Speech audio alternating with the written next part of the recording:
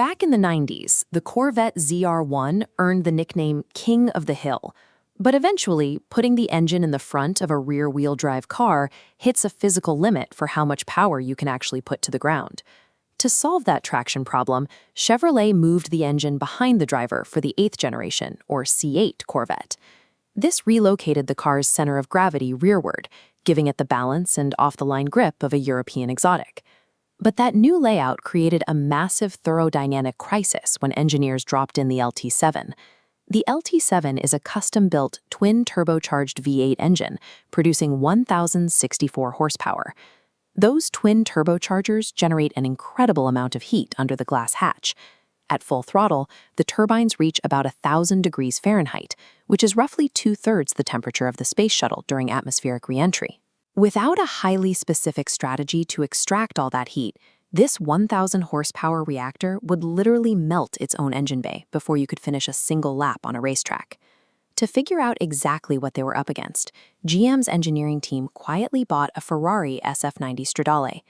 The SF90 is a gas-electric hybrid that represents the absolute top tier of Ferrari's modern production lineup, used here to benchmark extreme acceleration.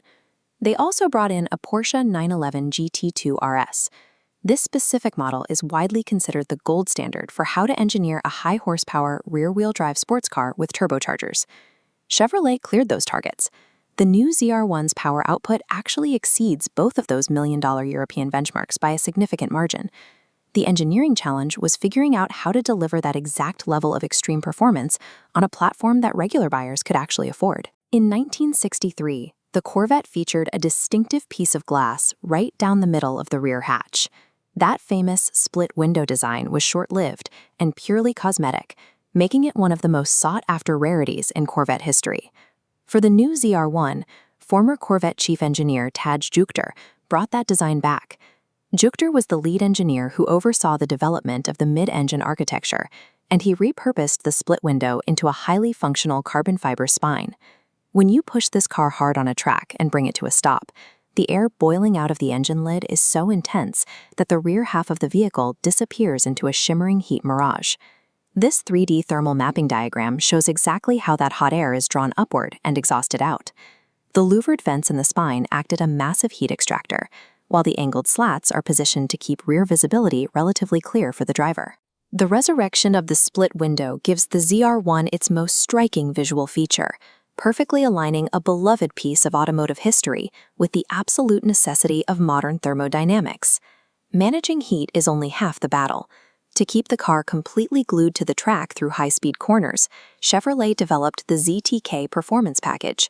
It includes stiffened suspension, highly specialized tires, and aggressive aerodynamic elements.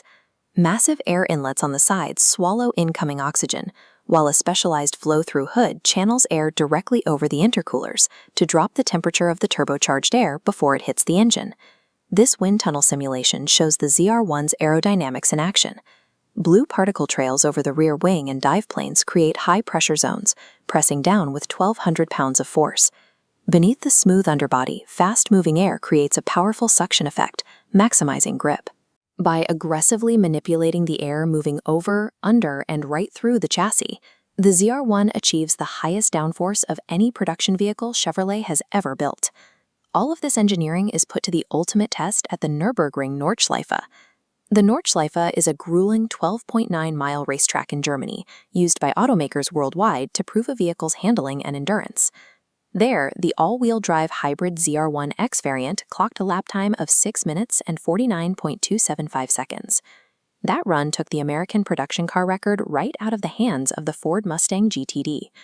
That time puts the Corvette within fractions of a second of Porsche's top-tier 911 GT3 RS, and only 20 seconds behind the Mercedes AMG 1. The AMG 1 is a street-legal hypercar powered by an actual Formula One engine, making it the current overall record holder at the track. Straight-line speed is just as intense. Over at the Papenburg testing oval, engineers engaged top speed mode, which optimizes the chassis control systems, allowing the standard ZR1 to pierce the air and hit 233 miles per hour. That single top speed run officially cements the ZR1 as the fastest vehicle ever produced by a Big Three American automaker. What makes those performance figures stand out is the retail price. The standard ZR1 starts at $185,000, while the hybrid ZR1X starts at just under $210,000. This bar chart compares the top speeds and retail prices of today's elite performance vehicles. You can see the ZR1 standing tall on the speed axis, while remaining entirely separate from the exponential multi-million-dollar price tags of its hypercar competitors. It is currently the fastest new car on the planet sold for under $1 million, and those Nürburgring records weren't even set by hired professional racing drivers. The laps were run by the exact same General Motors engineers who developed the vehicle's chassis. By completely mastering the extreme physics of heat extraction and aerodynamic pressure, Chevrolet has secured its place at the top of the global performance hierarchy. They have proven that American engineering can dominate the most elite, exclusive tiers of the hypercar world.